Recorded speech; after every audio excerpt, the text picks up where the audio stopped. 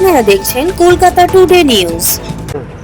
দিদি, আজকে আপনাদের কি কর্মসূচি, এই যে এসছেন আপনারা হসপিটালে, কি বিষয়টা হচ্ছে আজকে প্রথম হচ্ছে ডক্টরস ডে।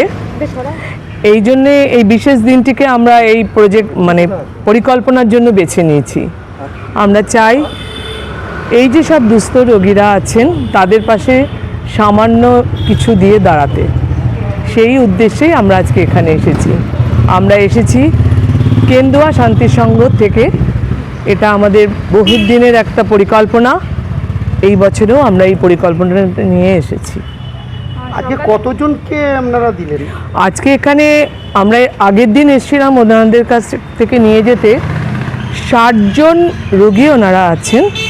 আমরা 65 জনের ব্যবস্থা নিয়ে এসেছি এখানে। আজকে আমাদের আরও কর্মসূচি আছে।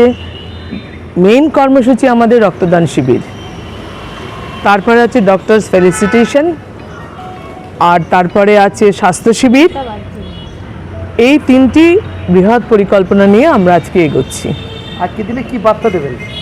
আজকের দিনে আমি এই বার্তাই দেব, এটা তো আমাদের সার্থকতা যে আমরা এই কাজের সাথে যুক্ত রয়েছি। অনেকে অনেক কিছুতে ভয় পায়, কিন্তু ভয় পাওয়ার তো নয়, ওরাও তো মানুষ, ওদের সাথেও তো আমাদেরকে যুক্ত হতে হবে। এটাই এলেন আপনারা এবং 67 জন ভেতরে আছেন, আপনাদের নিজেদের কেমন অনুভূতি হচ্ছে আজকে দিতে পেরে?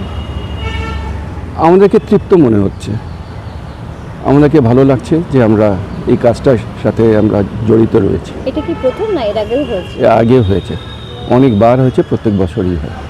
আপনার নাম আর ডেজিগনেশন? আমার নাম শুভ সেনগুপ্ত, আমি সাধারণ কর্মী ক্লাবের।